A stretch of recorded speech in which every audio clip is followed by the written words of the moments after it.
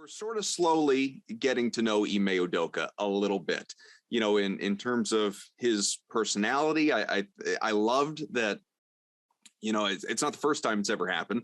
It felt like the first time in a little while, given obviously the start to the year. But, he's out there cracking jokes about, the turnaround at halftime coming from having the coach of the month out there. I'm going to take credit for that in a second, but go ahead. Yeah, again, like Rita on Twitter had asked me, Ime, dark horse coach of the year. And I'm not ready to go there.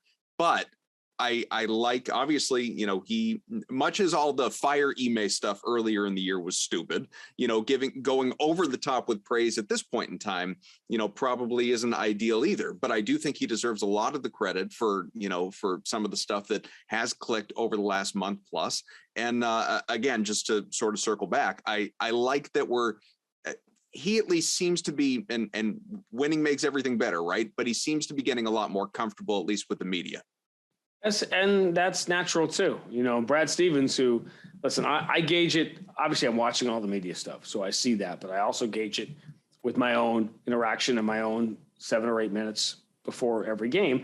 And that, we've had this conversation before about Brad, how that was a sort of a work in progress. And Ime is a guy, listen, it's impossible not to like the dude in real life. My job is to make him more engaging on the air. And that comes with time. And it's funny, you mentioned the coach thing, because my job is made, like, there are very few easy, we've had this conversation before, that I spend probably an inordinate amount of time on that segment. I did for years with Brad, and that was after 9 years of Doc and I doing, Doc and I could go on just cold, and it was going to be a thing with us just battering each other back and forth for 7 or 8 minutes. And the Brad thing obviously became what it became in the last couple of years, and pretty proud of that segment. So you're sort of, figuring out Ime and how it's going to work, whatever. My job is made when the coach wins Coach of the Month. I know it is a freebie, because I can either start or end with my favorite question there is in the NBA, which is, why were you so bad at coaching last month? What did you do this month? That way, I mean, we do some amazing things in the NBA. Coach of the Month is one of the dumbest things we do.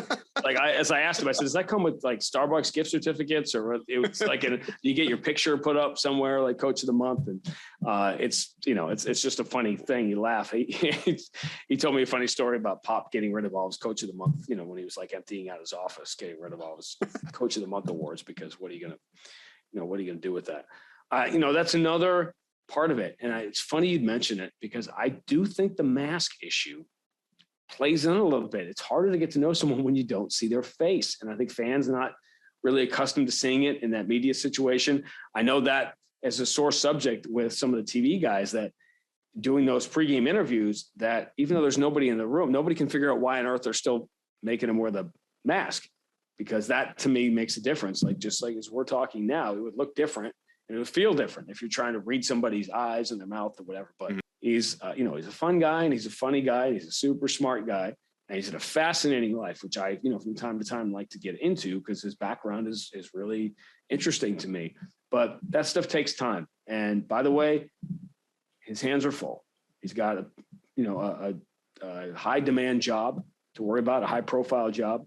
And the Coach of the Year thing is interesting, because we tend to, Coach of the Year, Rookie of the Year, a lot of these things, we tend to, I don't want to say make up our minds early, but we put extraordinary weight on the first 20, 30 games of the year in some of those categories, when it was obvious that, J.B. Bickerstaff in Cleveland and, Taylor Jenkins in Memphis, the obvious choices. And I think sometimes you kind of get married to those, and I don't think my wife's going to appreciate this analogy, but you do have to look outside the decision you have made, as time goes by, and say, wait a minute, maybe that's, again, not a marriage analogy, but sure, we do get locked on, I think, early to our choices. And maybe, if the Celtics end up as the number 2 seed and win 50 plus games and end up with the 3rd best scoring differential and net rating and all this other stuff, how is he not in the conversation?